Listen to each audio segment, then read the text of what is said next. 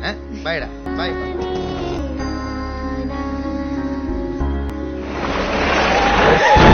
Halo Sobat Tren, apa kabarnya? Jumpa lagi dengan saya Cecilia Belgius. Kali ini saya akan mengupas tuntas alur cerita film India yang berjudul Mersal, yang dibintangi oleh Talapati Vijay yang berperan sebagai Vetri, Maran dan Talapati Kajal Agarawal sebagai Anu Pallavi, Samantha Akineni sebagai Tara, S.J. Surya sebagai Daniel, Nitya Menon sebagai Aisyah. Film ini menceritakan kisah pesulap yang balas dendam atas kematian ayah dan ibunya. Bagaimana kisahnya? Kita langsung aja ke alur ceritanya ya. Jangan lupa, sebelum lanjut ke alur ceritanya, subscribe dulu, komen, dan kalau perlu, sebarkan ke teman-teman yang lain. Jangan lupa juga di like ya. Di awal film, seorang yang bernama Fadifu menculik petugas ambulans dan beberapa dokter secara misterius, yang membuat polisi kebingungan siapa yang sudah melakukan penculikan ini. Oke lah. Hingga beberapa saat kemudian, seorang polisi mendapatkan kiriman lokasi yang diduga tempat di mana si pelaku berada. DCP Ratnavel atau yang biasa dipanggil Randi, memimpin penangkapan si pelaku dengan mengepung tempat tinggalnya dari segala penjuru. Warga setempat tampak kebingungan karena rumah yang dituju adalah rumah seorang dokter bernama Maran. Polisi langsung masuk ke rumah Maran dan menangkapnya tanpa perlawanan. Berbeda dengan para warga yang menangisi dokter Maran, bahkan ada yang siap membakar diri demi Maran, karena Maran sangat disayangi oleh semua warganya. Randi kemudian membawa Maran ke sebuah gedung kosong untuk diinterogasi. Randi sebetulnya agak heran karena dia harus menangkap orang baik, bukan seorang penjahat. Randi pun menanyakan siapa kamu sebenarnya, apakah kamu seorang teroris atau seorang ketua etnis. Lalu Maran menceritakan kejadian beberapa minggu sebelumnya. Pada waktu itu, Maran pergi ke Prancis untuk menghadiri acara seminar kesehatan. Dan ketika di bandara, Maran dicurigai sebagai teroris oleh petugas keamanan bandara. Lalu, petugas itu membawa Maran dan Fadifu ke ruangan pemeriksaan. Semua barang bawaan Maran diperiksa oleh mereka, sampai Maran diminta untuk melepaskan pakaiannya. Tapi mereka tak menemukan benda yang mencurigakan. Ketika Maran sedang duduk, tiba-tiba Maran melihat seorang perempuan yang keselak minuman hingga membuat dia terjatuh. Karena khawatir terjadi sesuatu yang tak diinginkan, Maran berusaha berlari untuk menolong perempuan itu. Walaupun sempat dihadang oleh beberapa penjaga, namun Maran berhasil lolos dan bisa menyelamatkan perempuan itu. Tenang.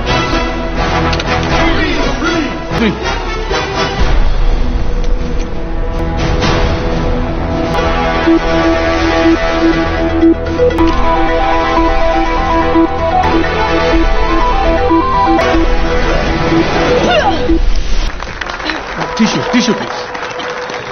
You're fine. Tak lama kemudian, datanglah perawat dengan seorang dokter membawa tandu darurat, yang ternyata dokter tersebut mengenali Maran dan mengatakan kepada perempuan itu, "Kamu beruntung, bisa diselamatkan oleh dokter bedah terbaik di dunia." Ini membuat semua petugas merasa bersalah, telah melakukan hal yang berlebihan terhadap Maran, dan langsung meminta maaf kepada Maran. Maran mengatakan, "Don't judge a book by its cover," atau jangan pernah menilai orang dari penampilannya saja, karena belum tentu mereka teroris atau sejenisnya. Dengan dikawal polisi, Maran pergi menghadiri acara seminar yang akan dihadirinya. Sampai di sana, Maran langsung disambut dengan meriah dan mendapatkan sebuah penghargaan yang diberikan langsung oleh Dr. Arjun. Setelah itu, Maran sedikit memberikan pidato kepada para tamu undangan. Maran mengatakan bahwa karir medis dulu hanya untuk menolong seseorang yang sakit, tapi sekarang sudah menjadi sebuah bisnis besar. Lalu, apakah nyawa orang miskin dan yang kaya berbeda? Harusnya semuanya sama dan jangan sampai kita membeda-bedakannya. Dan hanya beberapa negara saja yang memberikan pengobatan gratis. Lalu, Dr. Arjun menawarkan Maran untuk bekerja sama dengannya dan akan memberikannya gaji yang besar. Tapi Maran menolaknya karena dia tak mau menjadikan karirnya sebagai ladang bisnis. Malam harinya, Maran pergi ke sebuah kafe bersama Fadifu. Di sana, Maran bertemu dengan seorang gadis cantik yang bernama Anu Pallavi. Maran membuat Anu terkesan dengan aksi sulapnya, karena dengan uang selembar dia bisa membayar 4 gelas kopi. Beberapa saat kemudian datang beberapa perampok yang menjara semua pengunjung kafe. Begitupun Anu harus rela menyerahkan cincin kesayangannya. Tapi Maran berusaha meyakinkannya bahwa semua akan baik-baik saja. Maran kembali memperlihatkan trik sulapnya kepada Anu. Sementara itu, perampok yang tadi mengambil cincin Anu dikagetkan dengan cincin yang dia pegang tiba-tiba berubah menjadi laba-laba. Perampok itu marah dan mencoba untuk menghajar Maran.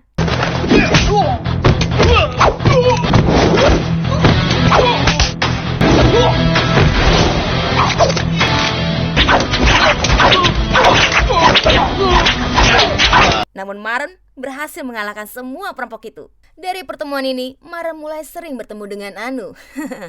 Bakal ketebak nih ya, ke depannya gimana. Maran kemudian pergi untuk melakukan pentas sulap, yang kebetulan Anu dan juga Dr. Arjun ikut menyaksikan pertunjukannya. Pertunjukan yang tadinya sangat meriah karena semua penonton begitu antusias sekali, tiba-tiba suasana menjadi berubah saat Dr. Arjun diminta untuk ikut menjadi pemeran dari trik sulapnya. Karena di sini Dr. Arjun sengaja dibunuh oleh Maran. Ada apakah yang membuat Maran membunuh Dr. Arjun? Kita akan tahu di scene selanjutnya. Sebab inilah yang sebenarnya membuat Maran ditangkap oleh Randi. Di tempat lain, salah satu reporter stasiun TV yang bernama Tara dimintai atasannya untuk menemui Dr. Maran untuk meminta Maran agar mau menjadi bintang tamu di acaranya. Karena Maran jarang sekali mau untuk diwawancara. Maran juga tidak memiliki alat komunikasi sama sekali, sehingga sulit untuk menghubunginya. Tara lalu pergi ke rumah sakit tempat Dr. Maran praktek. Di sana, Tara merasa heran melihat seorang bapak-bapak begitu banyak memasukkan uang ke kotak amal. Tara pun menghampirinya dan menanyakan alasannya. Orang itu pun mengatakan bahwa tahun lalu anaknya kecelakaan, namun tak satu pun dokter bisa menyelamatkannya, tapi Maran memberikannya kehidupan. Mendengar itu, Tara sangat antusias untuk bertemu dengan Maran. Karena Maran tidak sedang di rumah sakit, Tara menyusulnya ke sebuah lapangan tempat Maran biasa bermain baseball. Sampai di lapangan baseball, Tara kemudian memanggil Maran. Tapi Tara tak mengetahui bahwa yang dia panggil adalah Maran. Tara menanyakan siapa Dokter Lima Rupe di sini. Maran pun menjawabnya sambil menunjuk ke arah Fadifu. Tara sedikit tak mempercayai bahwa Fadifu adalah Dokter Maran. Walaupun begitu, Tara tetap meminta tolong kepada Maran untuk mengajaknya menghadiri acara TV yang akan dia adakan. Keesokan harinya, Maran pun datang dan langsung disambut oleh salah satu staf TV yang sudah mengenali Maran. Berbeda dengan Tara yang masih kebingungan karena dia masih tidak percaya bahwa orang yang dia temui kemarin adalah Dokter Maran. Acara wawancaranya pun dilangsungkan dengan sambutan para penonton yang begitu antusias dan berakhir dengan tepuk tangan yang sangat meriah karena Maran sangat menginspirasi mereka. Scene berpindah lagi ke tempat Maran sedang diintegrasi. Randi kembali menanyakan alasan dia menculik beberapa orang petugas rumah sakit. Maran menceritakan kembali bahwa pada saat itu ada seorang anak supir bajai yang mengalami kecelakaan.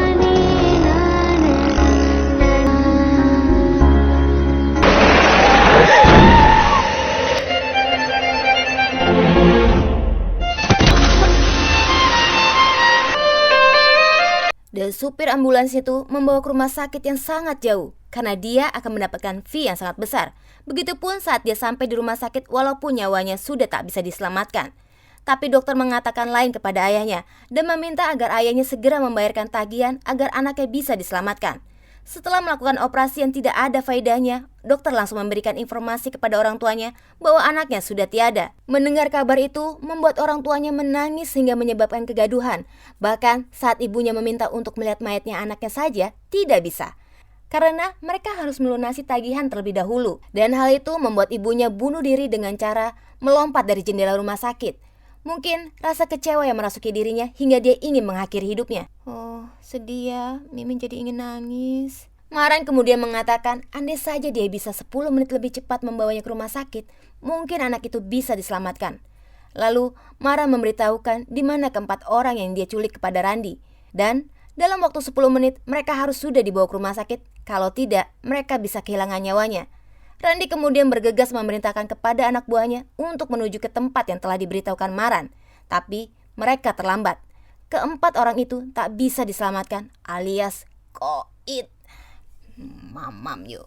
Sementara itu, Daniel sang pemilik rumah sakit tersebut diberitahukan salah satu pegawainya bahwa kasus kematian anak seorang supir bajai mulai rame dibicarakan oleh masyarakat.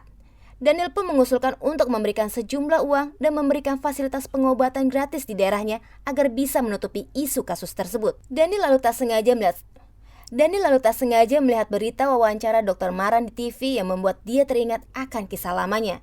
Daniel menanyakan siapa dia. Salah satu stafnya menjawabnya bahwa dia adalah Dr. Maran yang sekarang lagi ramai diperbincangkan. Dia juga mengatakan bahwa orang tersebut yang kemungkinan telah membunuh Dr. Arjun di sebuah pertunjukan sulap.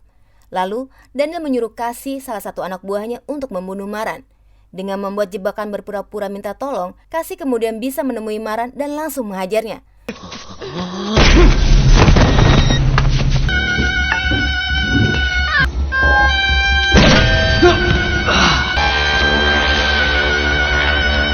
Beruntung, Vetri bisa menyelamatkan Maran dan berhasil mengalahkan Kasih dan anak buahnya.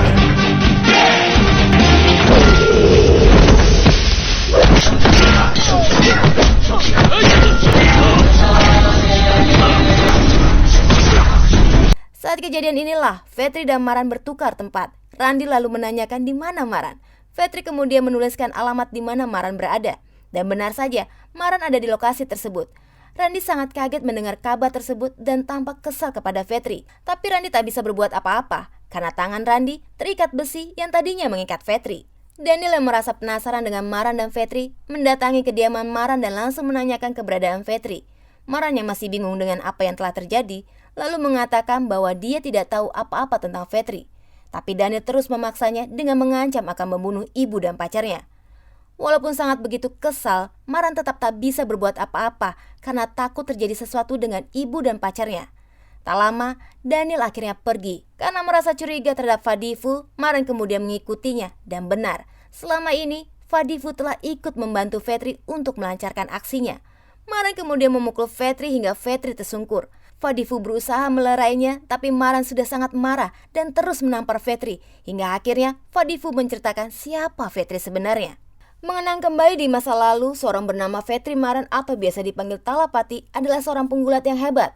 Dan dia juga adalah salah satu kepala daerah yang sangat disayangi oleh warganya. Vetri Maran mempunyai seorang istri yang bernama Aisyah dan seorang anak yang bernama Maran.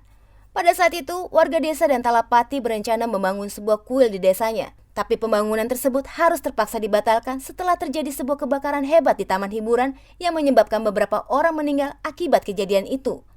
Walaupun mereka sempat dibawa ke rumah sakit, tapi nyawa tidak bisa diselamatkan karena jarak dari desa ke rumah sakit sangatlah jauh. Nama? Selvi Kalayan doctor. Oh. 23 kilometer doctor. Patu vara mudiyum. என்ன பண்றது? Hospital city-ல தானே. Lalu Aisyah mengusulkan kepada warga desa untuk membangun rumah sakit agar kejadian sebelumnya tidak terulang lagi. Dan dibangunlah rumah sakit yang sangat besar dengan bantuan Daniel sebagai kepala rumah sakit dan Arjun sebagai dokternya. Tapi Daniel menyalahgunakan kekuasaannya dengan berpura-pura ingin membeli perlengkapan pendukung untuk rumah sakit. Daniel meminta izin kepada Talapati untuk menandatangani berkasnya. Tapi ternyata itu adalah pemindahan hak kepemilikan rumah sakit tersebut. Sampai akhirnya kedok Daniel terkuak pada saat Aisyah hendak melahirkan anak keduanya. Daniel meminta Dr. Arjun untuk melakukan operasi sesar. Tapi Dr. Arjun menolak untuk melakukannya karena Aisyah bisa melahirkan dengan normal. Daniel pun mengatakan bahwa medis bukanlah layanan. Medis adalah bisnis.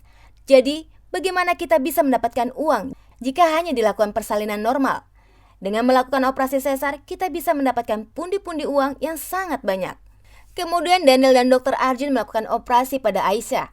Akhirnya, semua baik-baik saja sampai bayi itu lahir tanpa mengeluarkan suara sedikit pun. Atau memang sudah meninggal dalam kandungan. Begitu juga Aisyah yang tiba-tiba kejang-kejang seperti orang kesurupan. Maran kecil yang sudah tak sabar ingin melihat adiknya berlari masuk ke dalam ruangan operasi.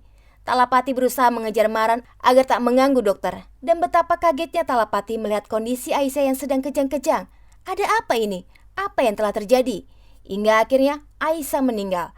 Tapi sebelum meninggal, Aisyah sempat mengatakan bahwa Daniel telah menipu kita semua. Talapati yang sudah sangat marah memukul Dr. Arjun dan langsung mencari Daniel.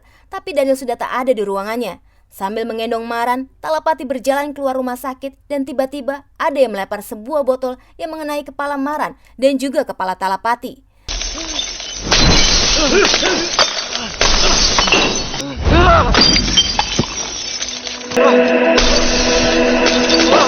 Talapati mencoba berlindung dengan menggulingkan badan ke kolong sebuah mobil dan meletakkan Maran yang pingsan di dalam bak mobil. Dengan badan yang penuh luka, Talapati berlari mengambil sebuah pedang.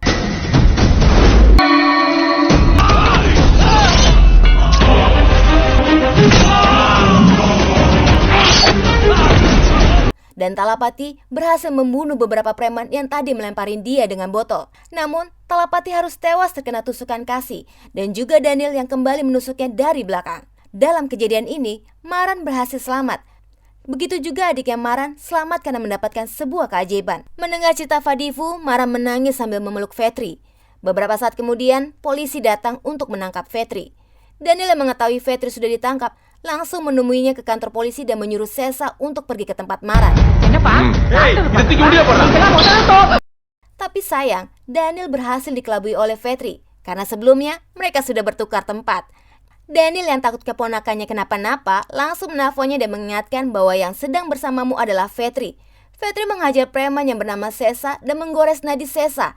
Sesa mencoba kabur dari Vetri dengan menaiki sebuah bajai yang dimana sopir bajai tersebut adalah ayah dari anak yang menjadi korban malpraktek rumah sakit milik Daniel. Daniel yang sudah begitu marah terhadap Vetri mendatangi rumah Vetri. Begitu sampai, Daniel langsung mendapatkan sambutan dari beberapa botol yang melayang ke arahnya dan anak buahnya.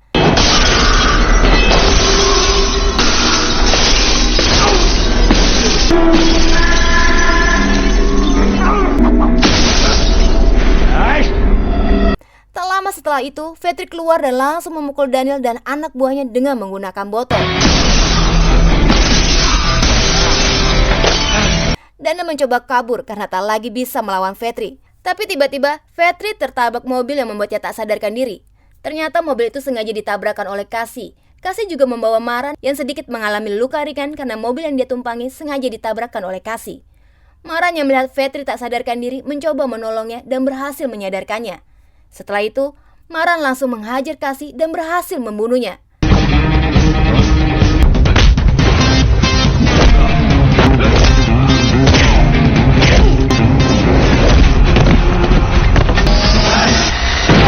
Daniel mencoba untuk memukul Maran, namun Vetri berhasil memukul Daniel dari belakang. Lalu mengurung Daniel di dalam sebuah keranjang besi yang berisikan bom, dan film pun berakhir. Menurut Cecil nih ya, film ini sangat menghibur sekali dan cocok banget buat ngisi waktu luang. Dan buat teman-teman yang belum pernah nonton filmnya ini secara utuh, bisa dituliskan email kalian di kolom komentar, nanti kita kirim via email. Tapi ini bukan video XX ya, ingat loh ya. Terima kasih untuk kalian yang sudah menonton videonya sampai habis. Jangan lupa tentunya untuk like, comment, share, and subscribe ya guys, karena semua itu nggak bayar alias gratis. Oke, sampai jumpa di arus cerita film berikutnya. Mwah.